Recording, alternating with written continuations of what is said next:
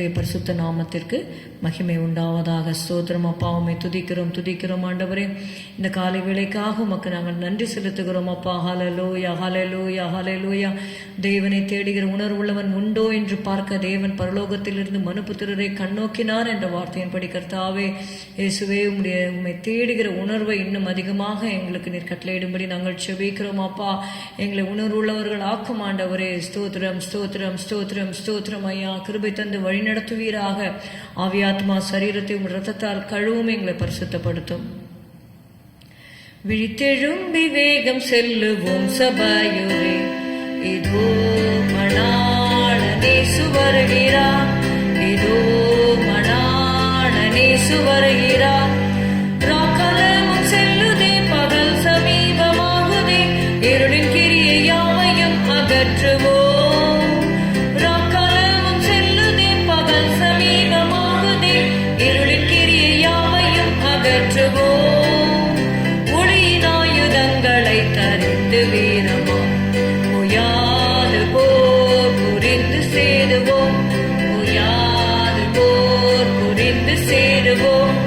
விழித்தெழும்பி வேகம் செல்லுவோம் சபையோரே, இதோ மணாளனேசு வருகிறார், இதோ மணாளனேசு வருகிறார்.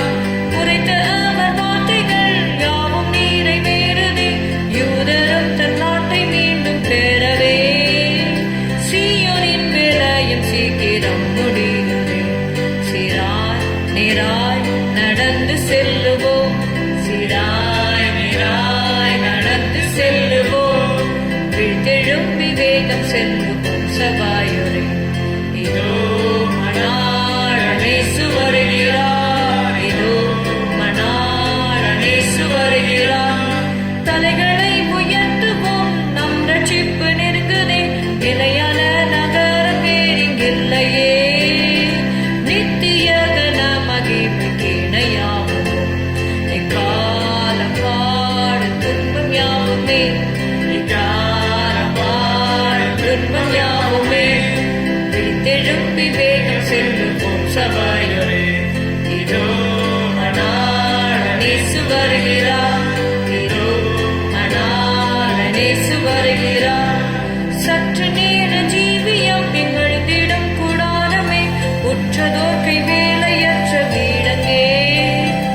ஏகமாய் புது பெலன் தரித்து தீரமா, சோராதி ஜீவன் வைத்து வாருமே, சோராதி ஜீவன் வைத்து வாருமே. சற்று நேர ஜீவியம் அழிந்திடும் கூடாரமே, உற்றதோர்க்கை வேலையற்ற வீடங்கே. சற்று நேர ஜீவியம் அழிந்திடும் கூடாரமே, உற்றதோர்க்கை வேலையற்ற வீடங்கே. ஏகமாய் புது பெலன் தரித்து தீரமா, சூராதி ஜீவன் வைத்து வாருமே, சூராதி ஜீவன் வைத்து வாருமே. விழித்தெழும்பி வேகம் செல்லுவோம் சபையோரே, இதோ மணாளனேசு வருகிறார், இதோ மணாளனேசு வருகிறார். சங்கீதம் 39:4. Let's turn our Bibles to Psalm 39 and verse 4. கர்த்தாவே, நான் எவ்வளவாய் நிலையற்றவன் என்று உணரும்படி என் முடிவையும் என் நாட்களின் அளவு இவ்வளவு என்பதையும் எனக்கு தெரிவியும். Lord, make me to know mine end and the measure of my days, what it is, that I may know how frail I am. இங்கே பார்க்கிறோம், எதுதூன் இடத்தில் ஒப்புவித்த தாவீதின் சங்கீதம் என்று சொல்லி தலைப்பு சொல்லப்பட்டிருக்கிறது. யாருமே நம்முடைய வாழ்க்கையில முடிவை பற்றி அவ்வளவாக சிந்திக்க விரும்புவதில்லை. ஆனால் கர்த்தருடைய பிள்ளைகள் நிச்சயமாகவே அவர்களுடைய முடிவை குறித்து சிந்தை உள்ளவர்களாக, எண்ணம் உள்ளவர்களாக இருக்கிறபடினாலே தான் அவர்கள் இந்த உலகத்திலே இயேசுவை ஏற்றுக்கொண்டவர்கள் தங்களால் இயன்ற வரைக்கும் அவர்கள் பிரயாசப்படுகிறார்கள். அப்போஸ்தலனாகிய பவுல் சொல்லுகிறார், நான் அடைந்தாயிற்று அல்லது முற்றும் தேறினவனானேன் என்று எண்ணாமல் நான் எதற்காக பிடிக்கப்பட்டேனோ அதை நான் பிடித்து கொள்ளும்படி ஆசையாய் தொடர்கிறேன்.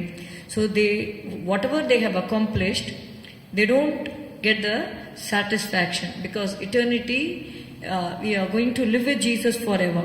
அதற்காக இந்த உலகத்திலே நமக்கு கொடுக்கப்பட்ட அந்த வாழ்நாளிலே நம்மால் இயன்றதை தேவனுடைய ராஜ்யத்தின் மகிமைக்காக நாம் செய்யும்படி அழைக்கப்பட்டிருக்கிறோம்.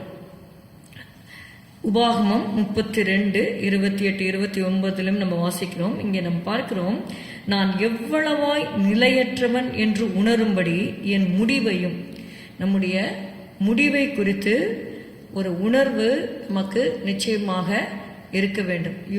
A good man is satisfied of himself. நல்ல மனுஷன் தன்னிலே தான் திருப்தி அடைவான் என்று எழுதப்பட்டிருக்கிறது. நம்முடைய வாழ்க்கையை நினைக்கும் பொழுது நமக்குள்ளே ஒரு திருப்தி இருக்க வேண்டும். அப்போஸ்தலனாகிய பவுல் தன்னுடைய எண்ட் ஆஃப் ஹிஸ் லைஃப் வரும்பொழுது அவர் சொல்லுகிறார், நல்ல போராட்டத்தை போராடினேன், ஓட்டத்தை முடித்தேன், விசுவாசத்தை காத்து கொண்டேன், இது முதல் நீதியின் கிரீடம் எனக்கு வைக்கப்பட்டிருக்கிறது. எனக்காக மாத்திரமல்ல, அவருடைய பிரசன்னமாகுதலை விரும்புகிற யாவருக்கும் அது வைக்கப்பட்டிருக்கிறது என்று அவர் சொல்லுகிறார். So he had a great assurance in his heart that the crown of righteousness is laid up for him. உபாகமம் 32வது அதிகாரம் 28, 29. அவர்கள் யோசனை கெட்ட ஜாதி, அவர்களுக்கு உணர்வு இல்லை, அவர்கள் ஞானமடைந்து இதை உணர்ந்து தங்கள் முடிவை சிந்தித்துக் கொண்டால் நலமாயிருக்கும் என்றார். For they are a nation void of counsel, neither is there any understanding in them. Oh, that they were wise, that they understood this, that they would consider their later end. Amen. That they would consider their latter end. அவர்கள் ஞானம் அடைந்து இதை உணர்ந்து தங்கள் முடிவை சிந்தித்துக் கொண்டால் நலமாயிருக்கும் என்று சொல்லி வேதம் நமக்கு சொல்லுகிறது. நம்முடைய முடிவை நம்ம சிந்தித்துக் கொள்வது நமக்கு நல்லது.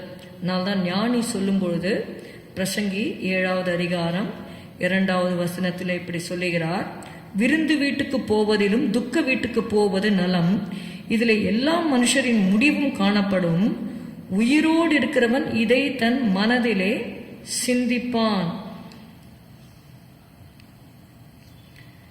Ecclesiastes 7 and verse 2. It is better to go to the house of mourning than to go to the house of feasting, for that is the end of all men, and the living will lay it to his heart. The living will lay it to his heart. The living will consider it. உயிரோடு இருக்கிறவன் இதை தன் மனதிலே சிந்திப்பான். நம்ம சிந்திக்க வேண்டும் என்பது தேவனுடைய சித்தமாயிருக்கிறது. உபாகமம் 32, 29. தங்கள் முடிவை சிந்தித்து கொண்டால் நலமாயிருக்கும். நம்ம தேவனுடைய கட்டளைகளை நம்ம பார்க்கிறோம். ஒன்றுமில்லை, இந்த யோவான்ல நீங்க பார்த்தீங்கன்னா யோவான் 3, 5வது வசனம், இயேசு பிரதியுத்தரமாக, ஒருவன் ஜலத்தினாலும் ஆவியினாலும் பிறவாவிட்டால் தேவனுடைய ராஜ்யத்தில் பிரவேசிக்க மாட்டான் என்று மெய்யாகவே மெய்யாகவே உனக்கு சொல்லுகிறேன். இந்த வசனம் பார்த்தீங்கன்னா இட்ஸ் a simple verse. இந்த வசனத்துக்கு, இந்த அடிப்படையான ஒரு சத்தியத்திற்கு கூட கீழ்ப்படியாமல் இருக்கிறவர்கள் அநேகர் உண்டு. See, only if you obey the simple truths, God will be able to reveal the deeper truths to you. கொஞ்சத்தில் உண்மையா இருக்கிறவன் அநேகத்தின் மேல அதிகாரியாக ஆண்டவர் வைப்பார். கொடுக்கப்பட்ட சத்தியத்திற்கு நாம் முதலாவது கீழ்ப்படிவது நமக்கு அவசியம். இங்கே எழுதப்பட்டிருக்கிறது, ஒருவன் ஜலத்தினாலும் ஆவியினாலும் பிறவாவிட்டால் தேவனுடைய ராஜ்யத்தில் பிரவேசிக்க மாட்டான் என்று மெய்யாகவே மெய்யாகவே உனக்கு சொல்லுகிறேன் இயேசு சொன்னார். இந்த சத்தியத்திற்கு கீழ்ப்படியாமல் இருக்கிறவர்கள் அவருடைய முடிவை அவர்கள் சிந்தித்துக் கொள்ள வேண்டும். இன்னும் ஞானஸ்தானம் எடுக்கல, பரிசுத்தாவின் அபிஷேகம் பெறல அப்படின்னா தேவனுடைய ராஜ்யத்திற்குள்ள பிரவேசிக்கவே முடியாது. அப்போ அதை சிந்திக்க வேண்டும். கர்த்தருடைய வார்த்தையை சிந்தித்து உணர்வடைந்து, இப்போ நான் ஒருவேளை என்னுடைய மரணமோ இயேசுவின் வருகையோ இருந்தால் நான் தேவனுடைய ராஜ்யத்தில் பிரவேசிக்க முடியாதே என்பதை சிந்தித்து செய்ய ஆண்டவரிடத்தில் ஜலத்தினால எடுக்கிறது நம்ம எடுத்துடணும். தட் இஸ் அவர் obedience to take baptism. ஆனால் ஆவியினால பிறக்கிறதுக்கு you have to wait upon God to receive the anointing of the Holy Spirit. அது கர்த்தர் நமக்கு தருகிற ஒரு ஈவு. கர்த்தர் நமக்கு கொடுக்கிற அந்த seal of the holy spirit, பரிசுத்தாவின் முத்திரை நமக்கு அவர் தருவார். கேட்கிறவன் எவனும் பெற்றுக்கொள்ளுகிறான் என்று சொல்லி வாசிக்கிறோம். பொல்லாதுள்ளாகிய நீங்கள் உங்கள் பிள்ளைகளுக்கு நல்ல ஈவுகளை கொடுக்கிறதிருக்கும் பொழுது உங்கள் பரமபிதாவானவர் தம்மிடத்தில் வேண்டிக் கொள்ளுகிறவர்களுக்கு பரிசுத்தாவியை கொடுப்பது அதிக நிச்சயம் அல்லவா? அப்படியாக நம்முடைய முடிவை குறித்த சிந்தனை நமக்கு கட்டாயமாக நாம் அறிந்திருக்க வேண்டும். Where will I spend my eternity after death? It's very important. Many people, they don't want to talk about death. இந்த உலகத்தில் இருக்கிற வரைக்கும் மனம் போன வாழ்க்கையை வாழ்ந்துவிட்டு நான் பரலோகத்திலே தேவனோடு இருப்பேன் என்று நாம் கனவு காண முடியாது. கடவுள் பரிசுத்தமுள்ள தேவனை நாம் தொழுது கொள்ளுகிறோம். அப்போது அவருடைய நீதி நியாயங்களை நாம் கை கொண்டு அதன்படி வாழ்ந்தால் மட்டுமே நம்மால் பரலோகத்திற்கு போக முடியும்.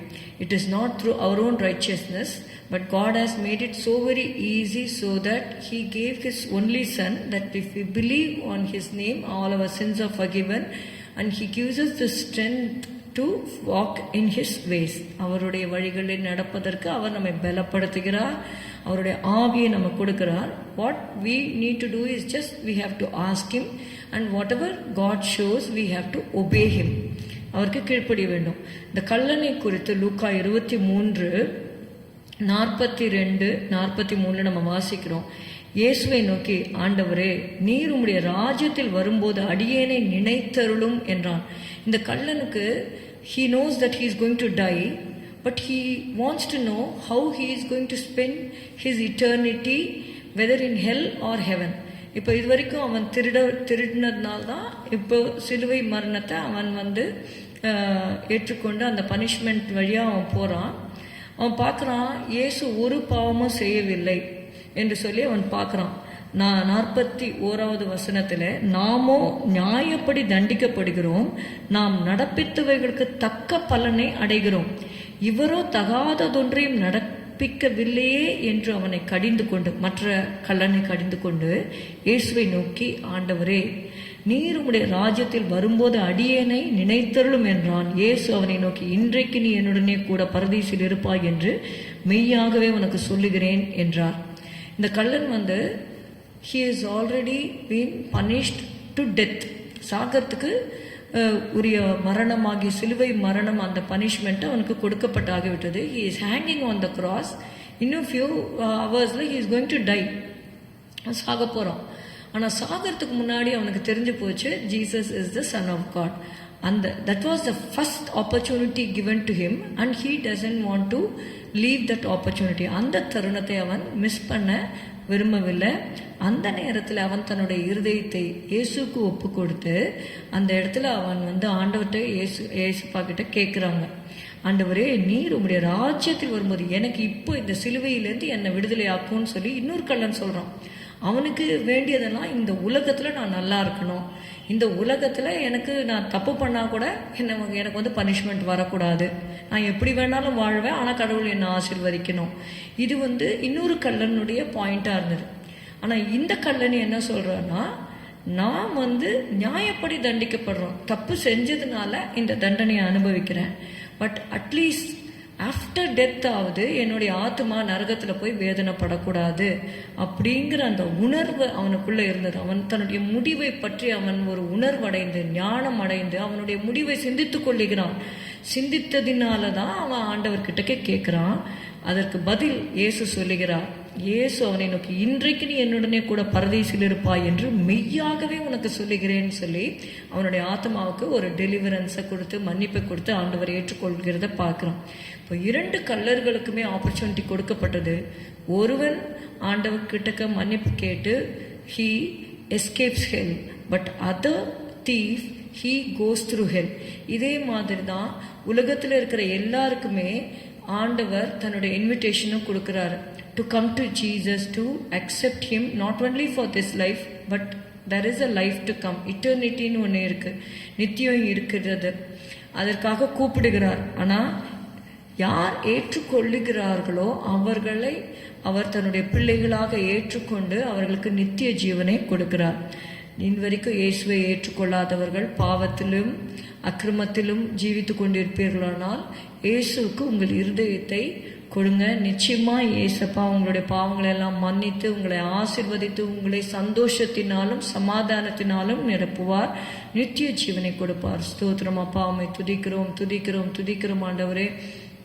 இயேசுவே, உம்மை ஏற்றுக்கொள்ளாமல் இருக்கிறவர்கள் let them not die out of condemnation. ஆண்டவரே ஸ்தோத்திரம் அப்பா, கிறிஸ்து இயேசுக்குள்ளாக இருக்கிறவங்களுக்கு ஆக்கினை தீர்ப்பு இல்லை என்று நாங்கள் வாசிக்கிறோம். அவங்க அந்த காண்டம்னேஷன்லேயே அவங்க மடிந்து போகாத படிக்க ஆண்டவரே நீர் அந்த பனிஷ்மெண்ட்டை எடுத்துக்கொண்டீர் ஆண்டவரே. ஸ்தோத்திரம் அப்பா, the chastisement of our peace was upon him.